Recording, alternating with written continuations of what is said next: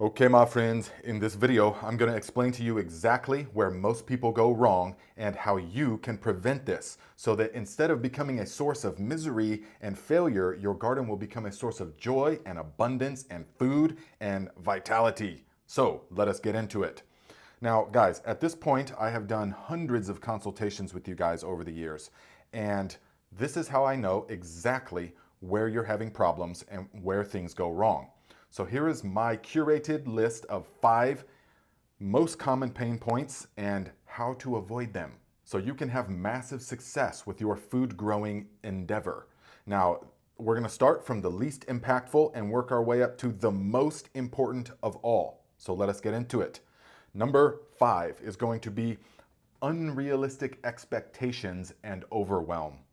This is very important because people start out gung-ho. They've got all their social media posts saved and all their different little tips and tricks.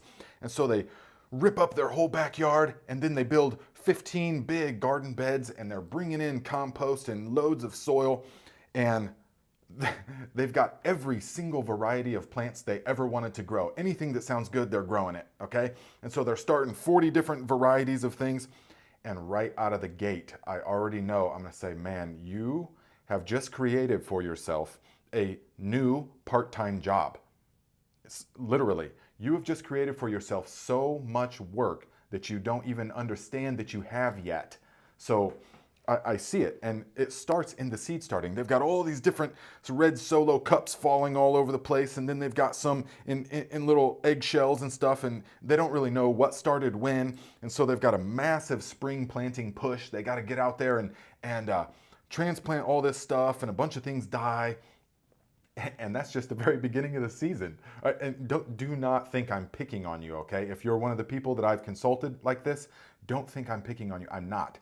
I'm using it to help the people, okay? So leave it in the comments if you have experienced this. I know so many of you have. I know you have. So this type of person will start out with so much enthusiasm, but then the middle of the summer comes and they've harvested some things. Yes, it wasn't quite what they expected, and they didn't really have a plan for what goes in there next. They don't really have a plan. They're just super enthused, which is great, but without a plan, it's just, a goal without a plan is just a wish. Remember that. And the overwhelm usually stems from a number of primary things. Number one, they did not understand how much time they were going to have to spend watering. They don't understand how much water a big garden actually takes, especially if it's not a system that has been implemented.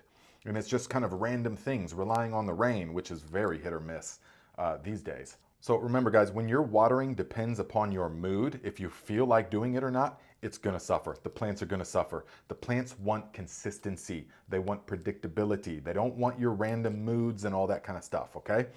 And then the next primary thing is that they did not plan for the amount of harvest that they will get. They don't have a harvest protocol. So they get overwhelmed. Or what am I going to do with all these potatoes? And stuff starts rotting, and then the guilt sets in. And then once the guilt sets in, I know already that their next year, their enthusiasm is going to be about half of what it was in the first year. So that's point number 5. Now, point number 4, soil depletion and input dependency. So I see it all the time. The people start gung-ho with a minimal understanding of nutrient cycling. And so they view the soil more as dirt, and they're growing plants. The framework of their mind is that they're growing plants, so you feed the plants. But that's not the framework of sustainability, meaning long-term success. The framework of mind is that you feed the soil. The soil is a living, breathing organism, and you feed the soil then feeds the plant, and the plant then feeds you. Remember this, guys, the plant is an expression of the soil. A sickly plant almost always guarantees sickly or unbalanced soil.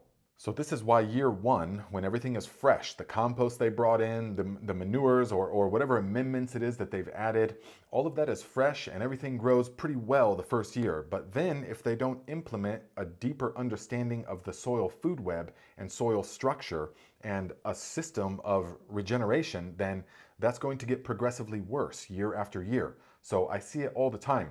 They will start out with really rich well aerated soil, and then the following years they don't pay nearly as much attention to the soil. The soil's everything. And so they have less and less and less success. More compacted soil, less organic material, and higher reliance on inputs, especially if you're using something like Miracle-Gro, guys. Chemical nutrients are a totally different ballgame than organic nutrients. The chemical nutrients bypass the whole soil food web and essentially make your plants addicted to them, because there's no nutrient cycling happening with the organic matter, so you don't have that buffer like you do with truly organic farming. Miracle-Gro gardening, you are going to have to add more inputs constantly. That's the caveat. Then you risk things like salt buildups in the soil, burning the plants because of too much salt concentration, and various other things. We don't even get into that here on this channel because the organic nutrient cycling is the way to go.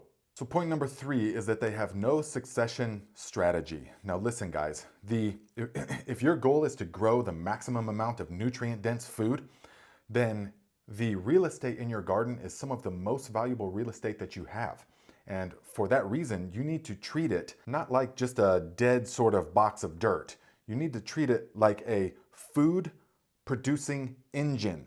You have to frame your mind in such a way that, okay, so this garden bed is an engine that produces food for me. So how do I keep feeding that engine?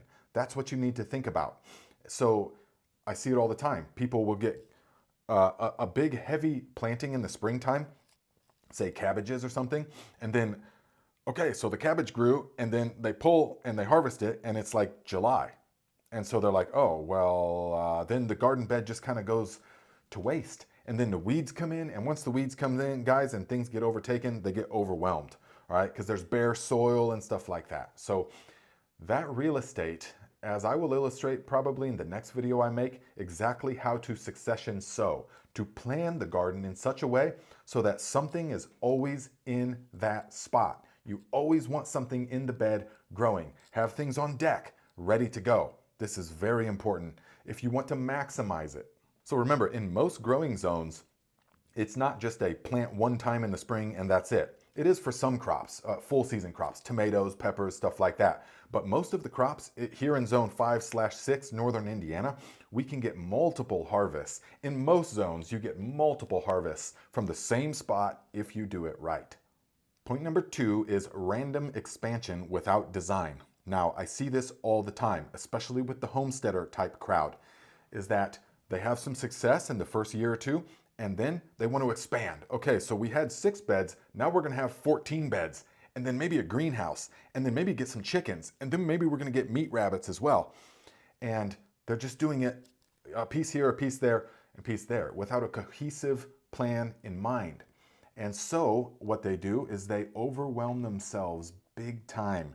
They don't take into account how much work is involved with this if it's not done in such a way that is designed specifically to limit their work. Okay, so this type of person is typically based upon inspiration they see from YouTube, from Instagram, from things like that, and it's not really based on realistic things like nutritional targets, soil structure, exactly what varieties do well in their area or what they actually even like to eat.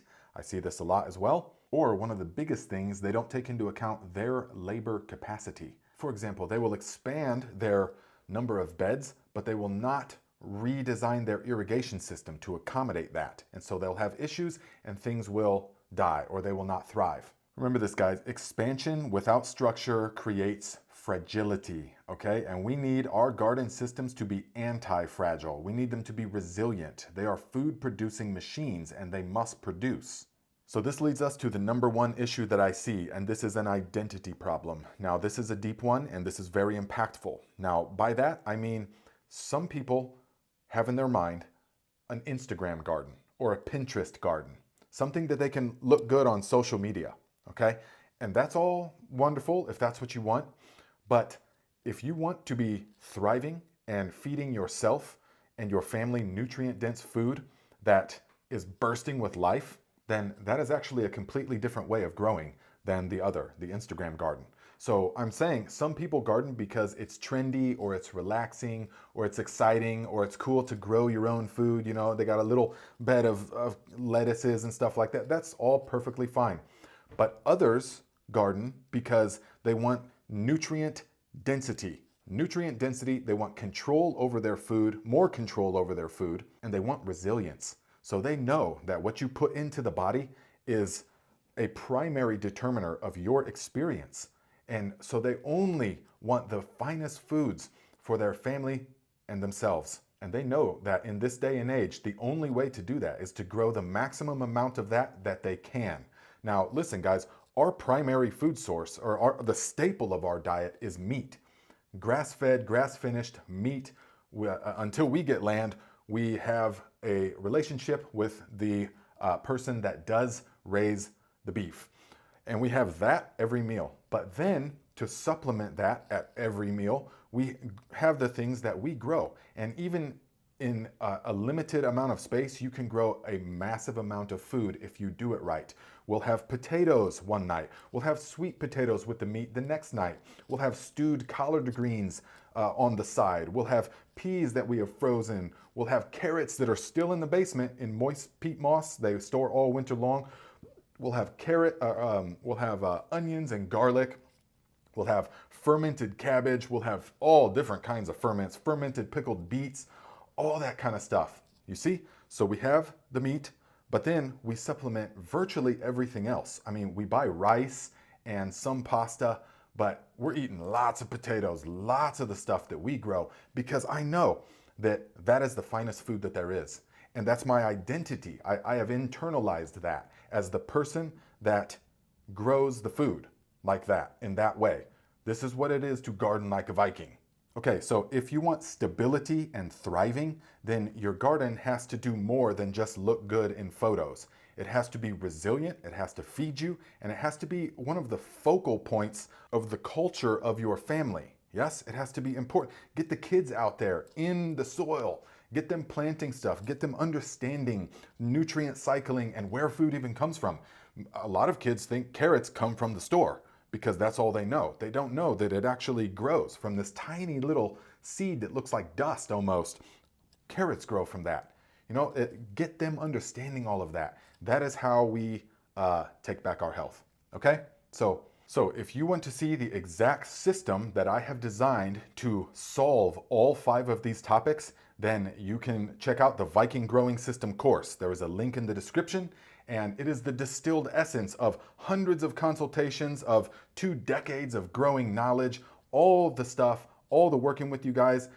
I've distilled it all into an easy to digest course. It's about 30 modules long, and in there you are going to understand exactly what you need to do in order to create your own sustainable, meaning practical for your life, food producing system that is focused entirely on producing the maximum amount of food for the least amount of work, all while staying 100% organic. So listen, guys, if you have dreamed of walking out into your backyard midsummer and just harvesting the food for dinner, having your kids look at the garden as a source of joy instead of a source of misery, get out there and pull them weeds. We got to pull them weeds, and having all these failures and stuff. It doesn't have to be that way, guys. So you can just let me do the heavy lifting because I've already perfected this system over 20 years in the dirt, in the soil. And so you can get the entire protocol easily with one click of a button. And there is access to the private community, which is the Viking tribe. And it is turning out to be an amazing thing, guys, because we're getting more and more members now, and everyone is of a like mind. Everyone is helping each other in there. It's not like if you guys are part of Facebook gardening groups, everyone kind of bickers and a newcomer will say something and people just cut them down in the comments. I mean, bizarre. We don't attract that kind of people here, okay? So in the Viking tribe, the private community, everyone is supportive. Everyone is encouraging. Everyone's got their own experience. You can post pictures. You can ask questions, all that stuff. It's what you want, okay? And we only have about 1 more week left of the pre-sale. and before the price goes up. It's going to be February 15th, the price increase comes. So if you want it, it's there. If not, then I will see you in the next video, and I will see you right here every Saturday at 12 noon Eastern time for the live Q&A.